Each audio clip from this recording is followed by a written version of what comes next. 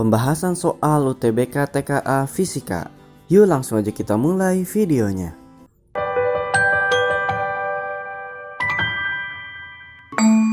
Nomor 13. Anton berhenti di jalan karena terhalang palang pintu kereta api.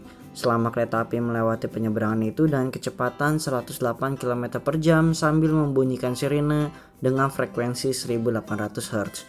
Berarti di sini kita tahu kalau frekuensi kereta yaitu sumbernya adalah 108 km per jam. Oke, dengan frekuensi 1800 Hz. Jika cepat rambat gelombang bunyi di udara saat itu adalah 1330 meter per second, besar perbedaan frekuensi sirine kereta yang didengar Anton saat kereta mendekati dan menjauhi. Berarti di sini intinya itu kita suruh menghitung perbedaan selisih antara yang menjauhi sama mendekati ya. Kita hitung dulu yang mendekati. Untuk menghitung frekuensi yang didengar oleh pendengar akibat efek Doppler, yaitu kita gunakan rumus saya biasa, V plus minus Vp per V plus minus Vs dikali Vs. Nah, kalau kalian udah paham tentang efek Doppler, pasti kalian tahu kalau misalkan mendekati, pasti sumbernya itu akan bernilai negatif. Sehingga kita bisa tuliskan V doang per V min Vs. Kenapa VP-nya nggak usah ditulis? Karena kan di situ dikatakan berhenti atau diam lah ya. Dikali V sumber. Ya udah kita masukin 330 per 330 min. Nah, di sini kan V bunyinya itu menggunakan meter per second.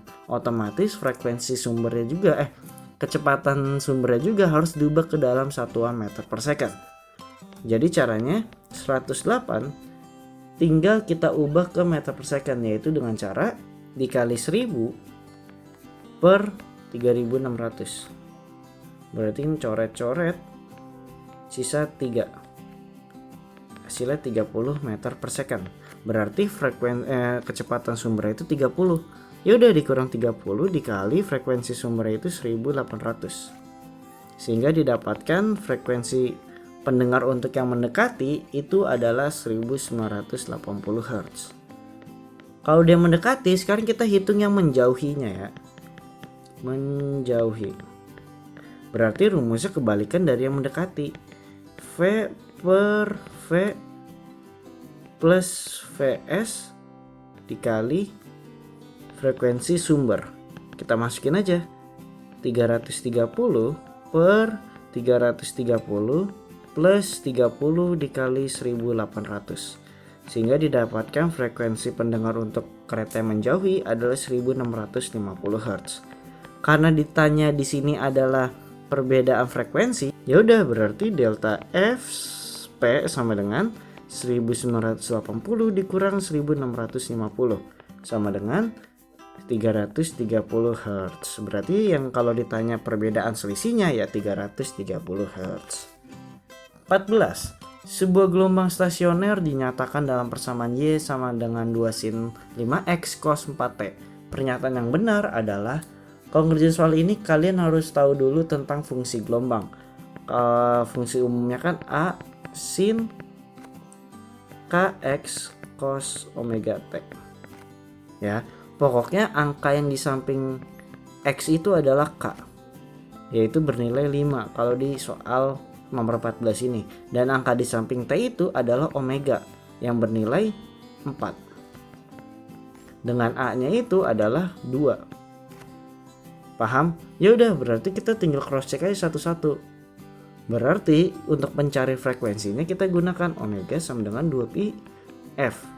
Omeganya 4 sama dengan 2pi dikali F. F itu didapatkan 2 per pi Hz. Berarti pernyataan A salah. Panjang gelombang K sama dengan 2pi per lambda.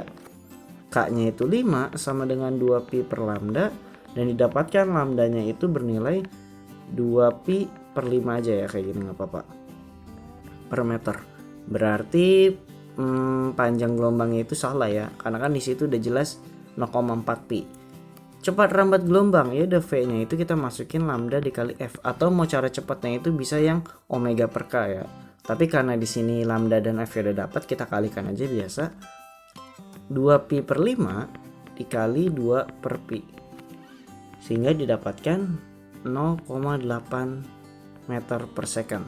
Ya udah, di sini C udah benar. Ini kan tadi salah. Berarti jawabannya yang C. Seperti itu aja. Next ke soal nomor 15. Indeks bias suatu bahan relatif terhadap cahaya A dan cahaya B berturut-turut adalah 1,5 dan 1,55. Berarti Na-nya itu 1,5, Nb-nya itu 1,55.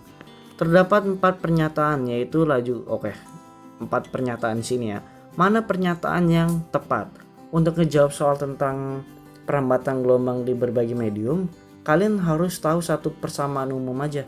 Yang rumus ini, sin I per sin R sama dengan V1 atau VI ya per V2 sama dengan N2 per N1 sama dengan lambda 1 per lambda 2. Nah, di sini kita tahu, kita anggap yang I-nya itu adalah yang Na ya.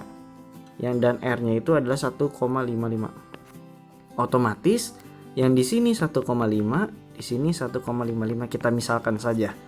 Kita lihat di option jawabannya, di pernyataannya. Laju kedua cahaya di dalam bahan tersebut sama. Jawabannya itu adalah salah. Karena kalau dilihat dari rumus ini, itu dipengaruhi sama indeks bias medium ya, atau kerapatan dari bahannya itu. Laju ke cahaya A lebih besar daripada laju cahaya B. Kalau kalian lihat di yang tadi, yang sin I per sin R sama dengan V1 per V2, kalau sin I-nya itu besar,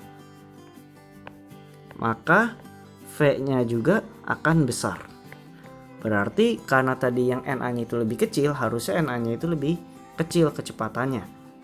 Untuk frekuensi, nah kalau di tentang gelombang elektromagnetik, terkhususnya cahaya juga ya, kita tahu kalau frekuensi itu akan selalu tetap dimanapun mediumnya. Jadi yang berubah itu hanya panjang gelombang dan kecepatannya.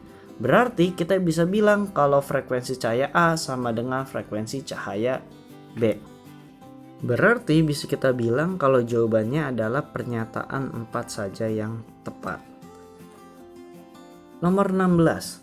Seberkas cahaya jatuh tegak lurus pada kisi yang terdiri dari 2000 garis tiap sentimeter. Berarti N-nya itu adalah 2000 garis per sentimeter ya. Sudut bias ketiga adalah 37 derajat. Berarti N itu 3 dan θ-nya itu ada 37 derajat. Maka panjang gelombang cahaya dalam 1 nanometer yang digunakan adalah, di sini rumusnya itu gunakan aja rumus tentang yang kisi, difraksi. Berarti kita masukin ke rumus yang D sin θ sama dengan N dikali lambda. Di sini D-nya itu belum diketahui. Kita hitung dulu D-nya. Jadi rumus D itu adalah 1 per N. Jadi 1 per 2000. Maka didapatkan D-nya itu adalah 5 kali 10 pangkat minus 4 cm. Karena di sini kan satunya cm nih. Berarti kita ubah ke meter. 5 kali 10 pangkat minus 4. Kali 10 pangkat minus 2 ya. Minus 2. Jadinya D-nya itu 5 kali 10 pangkat minus 6 meter.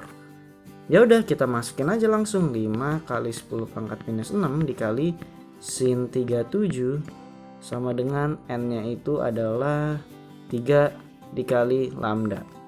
5 kali 10 pangkat minus 6 dikali sin 37. Sin 37 itu adalah 3 per 5 sama dengan 3 dikali lambda. 3-nya coret, 5-nya coret. Maka didapatkan lambdanya itu adalah 10 pangkat 6 meter.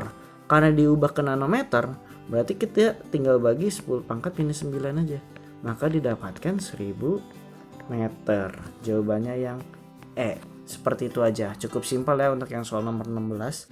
Cukup sekian pembahasan soal UTBK TKA Fisika untuk part 5-nya. Sampai jumpa di part 6-nya.